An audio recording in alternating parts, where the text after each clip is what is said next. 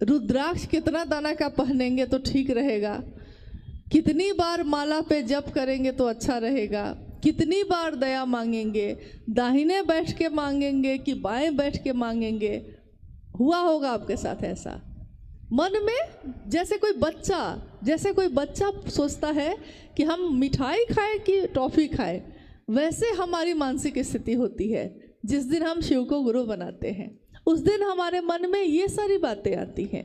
आज हमारे मन में ये बात आती है कि मन जब श्वासों के साथ नहीं चलकर मंत्र के चैतन्य में ठहर जाता है तो क्या होता है।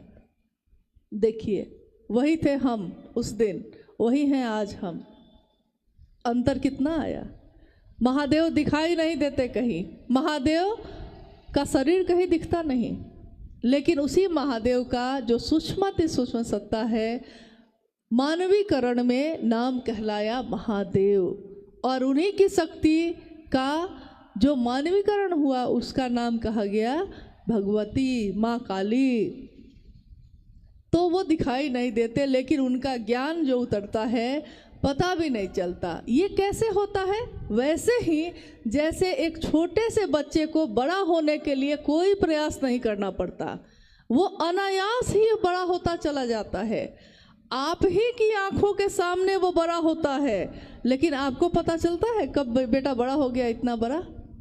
जो गोद में खेल रहा था मेरे, वो इतना बड़ा हुआ कब? पता ही नहीं चला। हर पल वो बड़ा हो रहा था, मेरी ही आंखों के सामने बड़ा हो रहा था, लेकिन हमको पता नहीं चला। ठीक वैसे ही शिव से दया मांगना, शिव से चर्चा करना और शिव को प्रणाम करना, शिव शिष्यता का ये भाव मेरे ही मन में, आप ही के मन में कब अंकुरित होता है, पल्लवित होता है, पुष्पित होता है, हमको पता ही नहीं चलता। और एक दिन हमारे मन की दशा और दिशा दोनों बदल जाती है।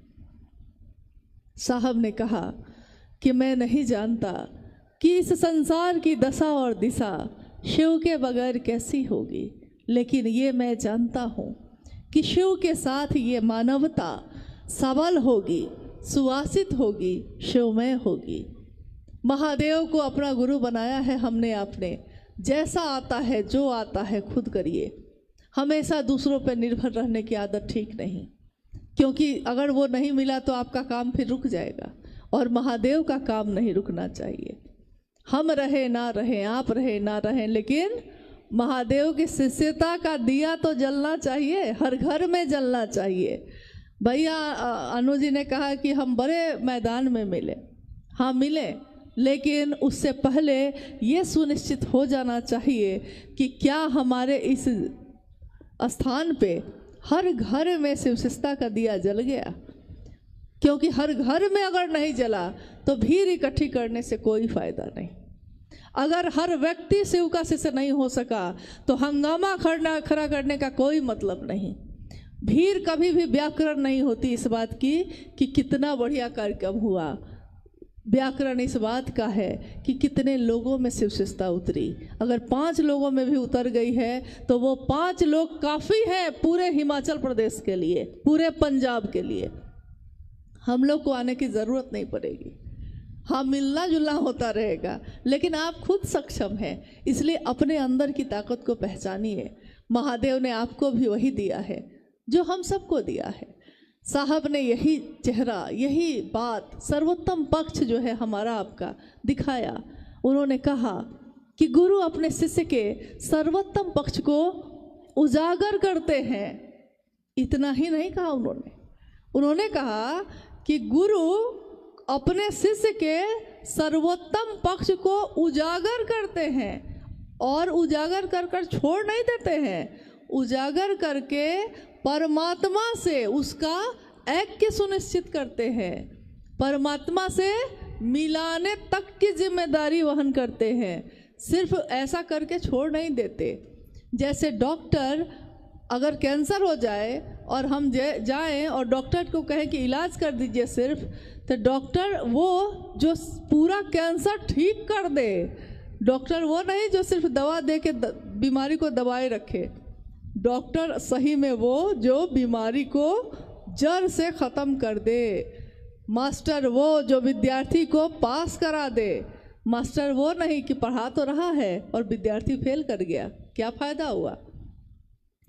तो गुरु यानी शिव अपने शिष्य के सर्वोत्तम पक्ष, एक इंसान का, एक मानव का सबसे सुंदर पक्ष क्या होता है, उसका सबसे सुंदर पक्ष होता है शिव होना। क्योंकि और पक्ष तो है हमारे जीवन में। किसी से पूछिए कि आप क्या करते हैं तो आप क्या कहिएगा। आपसे कोई पूछे कि आप क्या करते हैं, आप क्या कहिएगा। आप कहिएगा कि हम भूजा बेचते हैं, हम अखरोट बेचते हैं, हम काजू बेचते हैं, हम सेब बेचते हैं, हम किसान हैं, हम मास्टर हैं, सरकारी नौकरी है, कुछ तो कहिएगा ना, यही कहिएगा। जिस दिन आकाशवाणी हुई थी और आवाज़ ने पूछा था साहब श्री हरिनानंद जी से कि तुम क्या करते हो, उन्होंने कहा था मैं शिव का शिष्य बनाता हूँ। और लौकिक जीवन में उस समय वो डिप्टी कलेक्टर थे, लेकिन उनके मुंह से ये नहीं निकला कि मैं डिप्टी कलेक्टर हूँ, उनके मुंह से ये निकला कि मैं शिव शिष्य बनाता हूँ। कौन भारी था उनके मन पे? उनकी नौकरी, उनका पद, उनकी प्रसिद्धि नहीं, उनके मन पे भारी था कि मैं महादेव की बात करता हूँ, दूसरों को शिव का शिष्य बनाता हूँ। लेकिन तुम जो करते हो दूसरों को करने के लिए नहीं कह रहे हो, आवाज़ ने फिर से कहा। और साहब ने कहा कि हाँ ये बात तो सही है ना। शुरू में तो उन्होंने कहा कि नहीं नहीं मैं करता हूँ जो कहता हूँ, नहीं नहीं तुम नहीं कहते हो, बहुत लंबा चला। लेकिन ये तो हुआ ना कि जो वो करते थे वही उन्होंने हमको आपको करने के लिए कहा।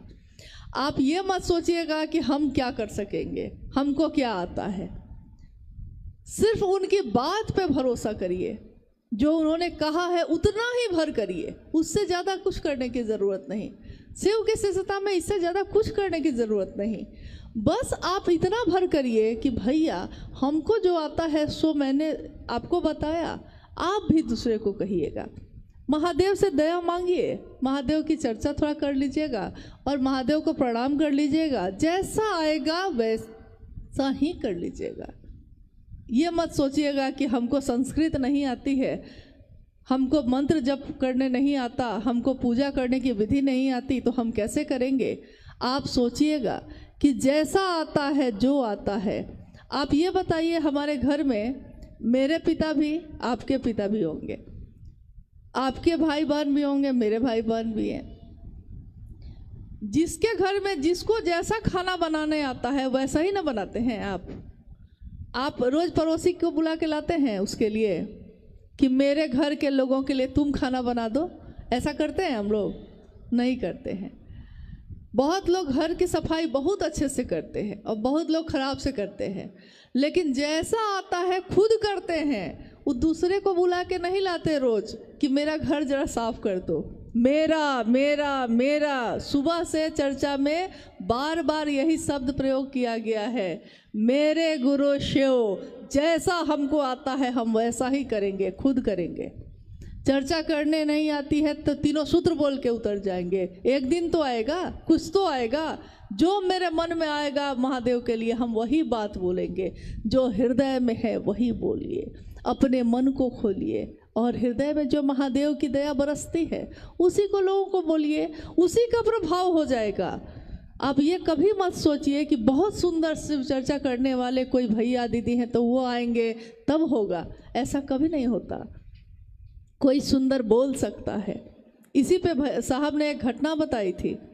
उन्होंने कहा था कि एक मास्टर जो पढ़ा रहा था क्लास में, इंजीनियरिंग का कॉलेज था और वो क्लास कर रहा था। साहब ने कहा कि मैंने बाहर से देखा उसको बोर्ड पे पढ़ाते हुए कि गाड़ी जो है चलती कैसे है, गाड़ी कैसे चलती है, इसको वो पढ़ा रहा है। लेकिन जब वो बाहर आया तो साहब ने कहा कि आप तो गाड़ी कब से चला रहे हैं? तो उसने कहा कि मैं गाड़ी तो कभी मैंने चलाया नहीं। तो साहब ने कहा कि आपने इतना सुंदर बताया है, एक एक चीज़ के लिए बताया है कि गाड़ी कैसे चलती है, इंजन कैसे काम करता है, पैडल कैसे मारते हैं, ब्रेक कैसे मारते हैं, आपने सब बताया। तब आप कैसे ये कह रहे हैं कि आपको गाड़ी चलाने नहीं आती? उन्होंने कहा मैं पढ़ाता हूँ लेकिन चलाता नहीं हूँ। तो साहब ने उस दिन कहा कि उस घटना के बाद मैंने सीखा कि कोई ज़रूरी नहीं है कि कोई शिव चर्चा बहुत सुंदर करता है तो वो शिव का शिष्य भी होगा। हो सकता है वो सिखाता होगा अच्छा, लेकिन सीखता नहीं होगा अच्छा, ये हो सकता है।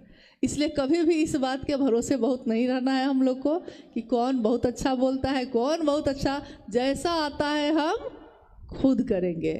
तो आज के इस कार्यक्रम में आप सबों से ये वादा लेना चाहते हैं, अगर आप दे सकते हैं तो। साहब ने कभी कुछ नहीं मांगा किसी से, अपने पूरे जीवन में पान की एक खिल्ली भी नहीं खाई, और मांगा भी तो क्या मांगा, मांगा कहा कि अगर मुझको दे सकते हो तो एक शिव का शिष्य देना। शिव शिष्यता की घोषणा जहाँ भी होती है साहब की उपस्थिति वहाँ होती ही होती है, क्योंकि शिव की शिष्यता में उनके प्राण बसते हैं। हमारे साहब ने हम सबके जीवन की दशा और दिशा को बदल दिया।